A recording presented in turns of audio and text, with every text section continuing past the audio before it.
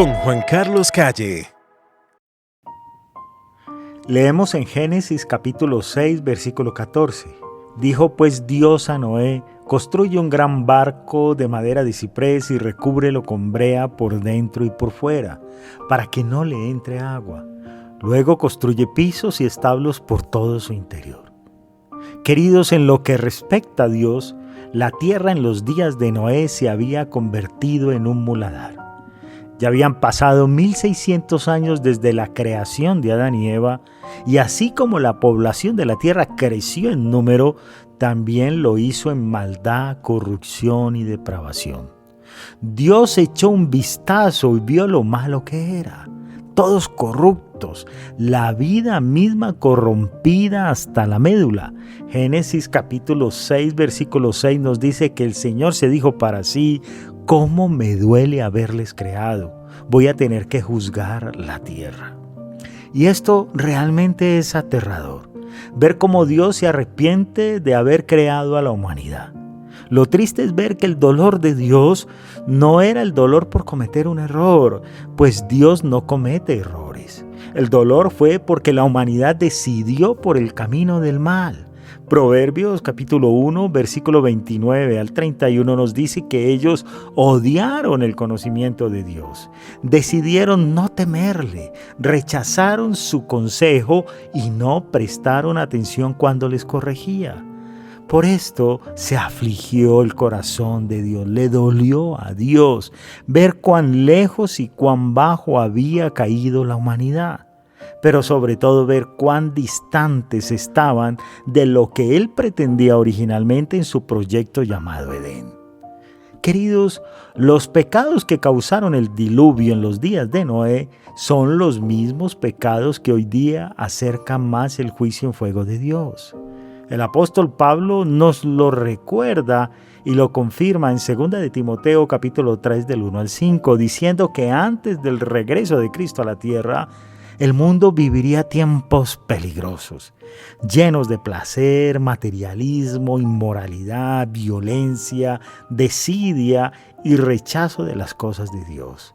Pero mientras el mal se reproducía y se apoderaba del mundo, el acto más misericordioso de Dios se vio reflejado al levantar a Noé como pregonero de justicia para su generación. Presta atención.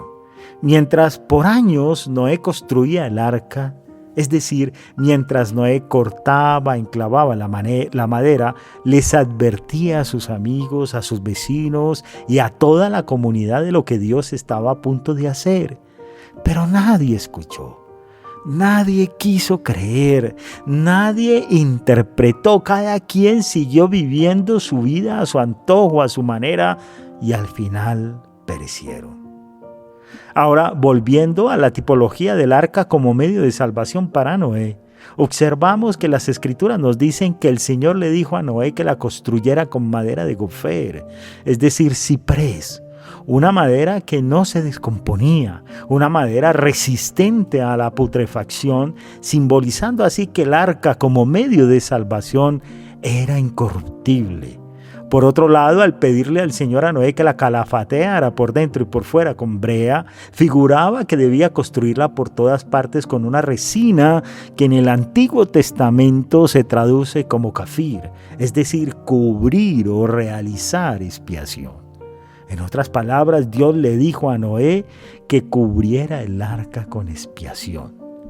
Y esto es maravilloso, porque al pedirle Dios a Noé que sellara el arca con resina o brea, es decir, con expiación, mantenía el juicio de Dios afuera del arca, representado a través de las aguas del diluvio. Queridos, ni una sola gota del agua del juicio de Dios entró al arca de Noé, porque estaba sellada y cubierta por todas partes con la resina de Dios.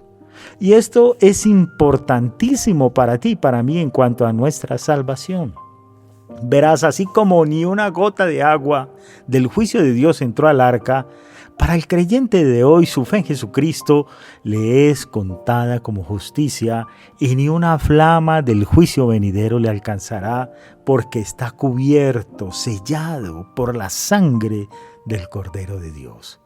Las Escrituras aseguran en 2 de Corintios capítulo 1, versículo 22, que el creyente en Jesucristo es sellado por el Espíritu Santo como un depósito de seguridad para garantizar el cumplimiento de su promesa de redención final y vida eterna.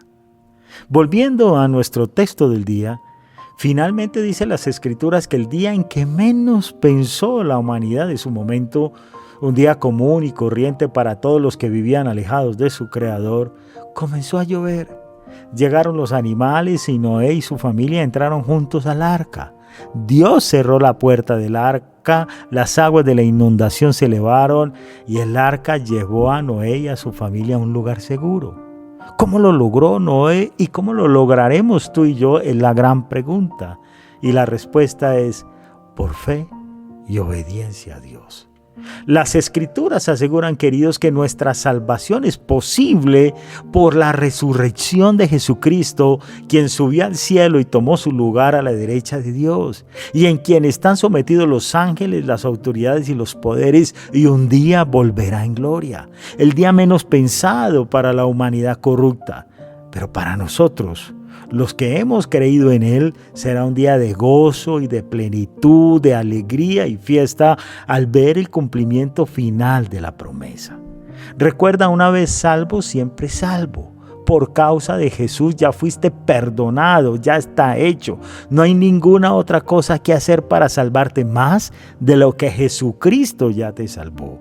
Aunque nuestro carácter sigue en construcción y perfeccionamiento, no podemos agregarle o restarle más a nuestra salvación.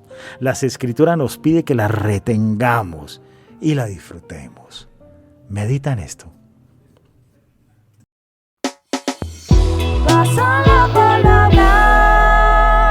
Con Juan Carlos Calle.